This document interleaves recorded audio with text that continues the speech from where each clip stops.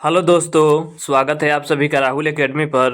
आज हम आपके एसएससी जीडी के लिए जीके जीएस के महत्वपूर्ण ऐसे 50 क्वेश्चन करेंगे जो आपके एग्जाम में बार बार रिपीट होता है। तो इन सभी क्वेश्चन को आप अच्छे से रट लीजिएगा। और अगर आपको इसका पीडीएफ चाहिए तो नीचे टेलीग्राम का ग्रुप दिया गया है, वहाँ से ज्वाइन होकर इसका पीडीएफ आप प्राप्त कर सकते हैं। तो चलिए, ज़्यादा समय नुकसान ना करते हुए सीधे अपने क्वेश्चन आंसर पे चलते हैं। और अगर आप चैनल पर नए हैं तो चैनल को सब्सक्राइब कर लीजिएगा, ताकि आपको रोज एक एक टेस्ट प्राप्त हो सके। तो देखिए, आपका पहला क्वेश्चन दिया गया था कि हिंदुस्तान सोशलिस्ट रिपब्लिक आर्मी का गठन किसने किया था। तो चंद्रशेखर आजाद के द्वारा किया गया था। अगला क्वेश्चन है कि किस देश की स्थलीय सीमा सर्वाधिक देशों के साथ लगती है। तो इसका करेक्ट आंसर आपका हो जाएगा चीन की सीमा लगती है। बैरोमीटर के पाठ्यांक में तेजी से गिरावट किस बात का सूचक है। तो इसका करेक्ट आंसर आपका हो जाएगा तूफान आने का सूचक है। अगला क्वेश्चन है कि भारतीय मरुस्थल का क्या नाम है। तो भारतीय मरुस्थल का नाम आपका थार है।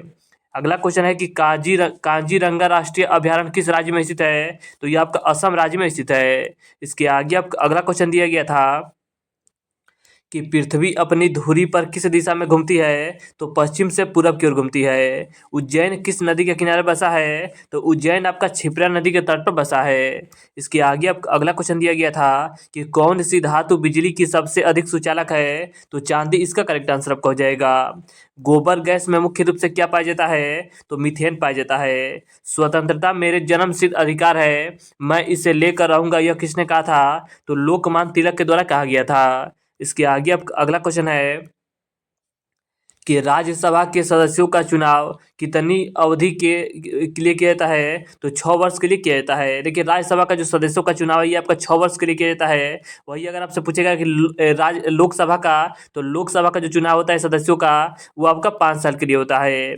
अगला क्वेश्चन है कि हिंदी भाषा का लिपि कौन सी है। तो आपका देवनागरिक लिपि है। हमारी आकाशगंगा का नाम क्या है। तो इसका करेक्ट आंसर आपको हो जाएगा दुग्ध मेलखा, या इसे मिल्की वे कहा जाता है। इसके आगे आप अगला क्वेश्चन है कि खारे पानी की सबसे बड़ी तटीय झील कौन सा है। तो वो आपका चिल्का झील है, जो कि आपका उड़ीसा राज्य में स्थित है। इसके आगे आपका अगला क्वेश्चन दिया गया था कि मीठे पानी की सबसे बड़ी झील कौन सी है। तो मीठे पानी की सबसे बड़ी झील आपका बुलर झील है, जो कि आपका जम्मू कश्मीर में स्थित है। भारत की सबसे लंबी सहायक नदी कौन सी है। तो यमुना नदी है। आधुनिक ओलंपिक खेलों की शुरुआत कब और कहाँ से हुई थी। तो इसका करेक्ट आंसर आपका हो जाएगा यूनान के एथेंस से हुआ था। और कब हुआ था। तो 1896 ईस्वी में हुआ था। इसके आगे आप अगला क्वेश्चन दिया गया था कि महाभारत की रचना किस व्यक्ति ने की थी। तो महाभारत की रचना आपके वेद व्यास के द्वारा किया गया था। महाभारत का युद्ध कितने दिन तक चला था। तो 18 दिन तक चला था।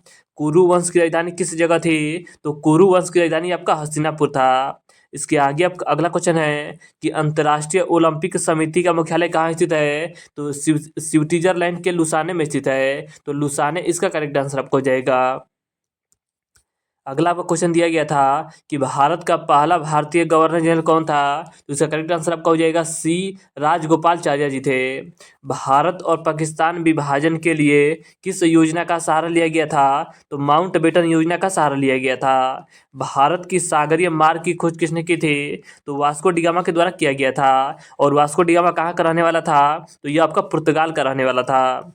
अगला क्वेश्चन था कि भारत के श्वेत क्रांति के जनक किसे कहा जाता है। तो भारत में श्वेत क्रांति का जनक आपका वर्गीज कुरियन को कहा जाता है। भारत में चाय का उत्पादन सबसे ज़्यादा होता है। तो असम में होता है। सबसे अधिक ठंड भारत के किस स्थान पर पड़ती है। तो आपका लेह में पड़ता है। अगला क्वेश्चन है कि चावल का सबसे अधिक उत्पादन भारत के किस राज्य में होता है। तो पश्चिम बंगाल राज्य में होता है। इसके आगे अब अगला क्वेश्चन दिया गया था कि वेदों की ओर लौटो का नारा किसने दिया था। तो महर्षि दयानंद सरस्वती के द्वारा दिया गया था। प्रसिद्ध झंडा गीत झंडा ऊंचा रहे हमारा की रचना किसने की थी। तो श्यामलाल गुप्त पार्षद के द्वारा किया गया था। पशुओं में मिल्क फीवर बीमारी किसकी कमी के कारण होता है। तो इसका करेक्ट आंसर आपका हो जाएगा कैल्शियम की कमी के कारण से आपका होता है। मानव शरीर के किस अंग द्वारा यूरिया को रक्त से फिल्टर किया जाता है। तो इसका करेक्ट आंसर आपका हो जाएगा गुद्दे के माध्यम से किया जाता है। अगला क्वेश्चन है कि किस एकमात्र भारतीय को अर्थशास्त्र में नोबेल पुरस्कार मिला है। तो इसका करेक्ट आंसर आपका हो जाएगा प्रोफेसर अमर्त्य सेन को दिया गया है। अगला क्वेश्चन है कि भारत रत्न उस्ताद बिस्मिल्लाह खां किस वाद्य यंत्र के वादन में विख्यात हैं। तो इनका संबंध आपके शहनाई वादक से है।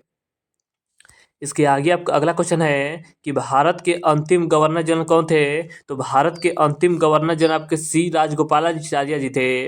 अगला क्वेश्चन है कि भिलाई इस्पात संयंत्र का निर्माण किस देश के सहयोग से हुआ था? तो रूस देश के सहयोग से किया गया था। अगला क्वेश्चन है कि उत्तरी ध्रुव में भारत के अनुसंधान केंद्र का नाम क्या है? तो इसका करेक्ट आंसर आपका हो जाएगा, इसका नाम आपका हिमाद्री है। अगला क्वेश्चन है कि विश्व में माउंट एवरेस्ट पर चढ़ने वाली प्रथम महिला कौन थी? तो जापान की जुनको तबाई थी। पीलिया किस अंग का रोग है? तो पीलिया आपका यकृत यानी कि लीवर का रोग है।